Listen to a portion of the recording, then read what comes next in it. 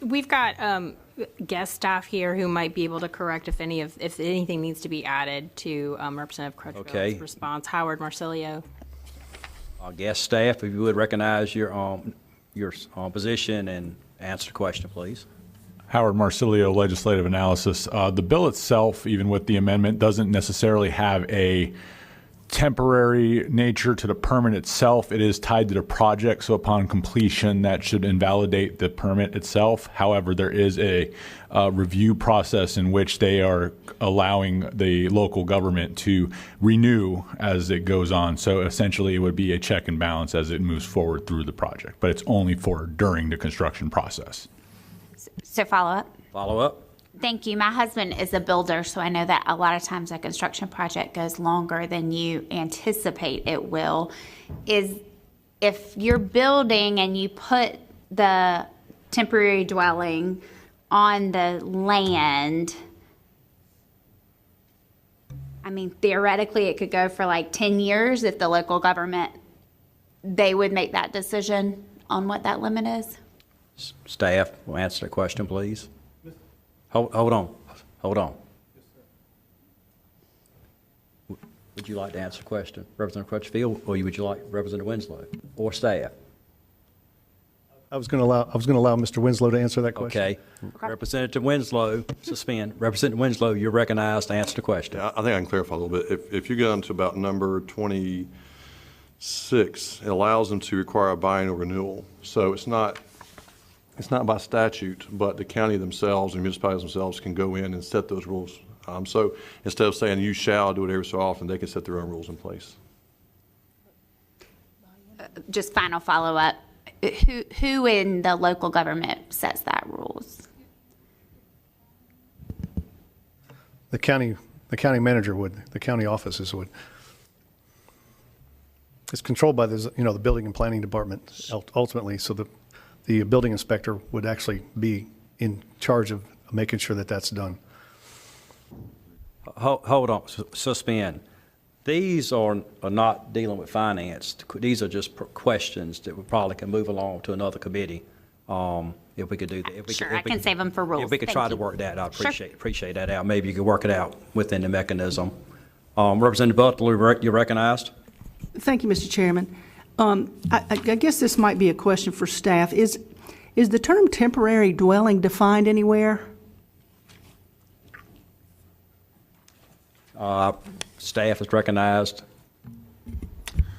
Howard Marsilio, Legislative Analysis. For the purposes of this particular bill, it is not further defined than it's temporary and it's dwelling. Dwelling does mean something, as in a permanent resident, or not a permanent, but a place where someone would be meant to sleep, and usually is evidenced by bathroom facilities of some sort and an ability that they would stay overnight for an extended period of time. So, follow up, Mr. Follow up? Yes, sir. So, it just brought to mind a variety of, I'm wondering, will one of those prefabricated buildings from Lowe's work? Will a RV work? Will a camper work? Will a mobile home work? Will a tent work? If you have a composting toilet? It seems to me that should be defined. So that's just food for thought for maybe how we can improve the bill. And then I had one other question, Mr. Chairman. Again, we're allowing a little bit of asking about different things besides finance. So we would kind of stay on the scope of finance, but you're recognized. Yes, sir. Thank you. And then back to the term, I'm a little perplexed. It says a county may require biennial renewal. So that contemplates at least every 6 months, or what are we talking about that there? Representative Crutchfield, you're recognized to answer the question. I think it's up to the county to define that. Okay. Thank you. Representative Harry Brown. Harry Warren. Thank you, Mr. Chair. Just to wander back to the purpose of the committee, I see the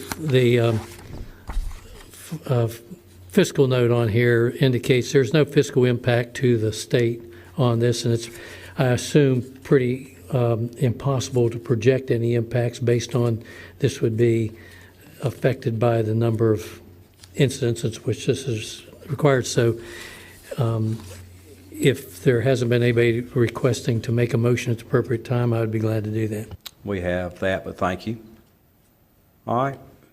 Anybody else? Representative Winslow, you're recognized for a motion. Yes, sir, thank you. I'd like to make a favorable motion as amended of House Bill 466, referral to rules. Okay, so the motion will be Representative Winslow moves for a favor report to the bill as amended and rolled into a PCS unfavorable to the original bill with referral to rules. All in favor say aye. Aye. Any opposed? So carried. Thank you, Representative Crutchfield. Well, that's the end of this video. If you liked it, please be sure to give us a like and please subscribe so that you don't miss a video. Thanks.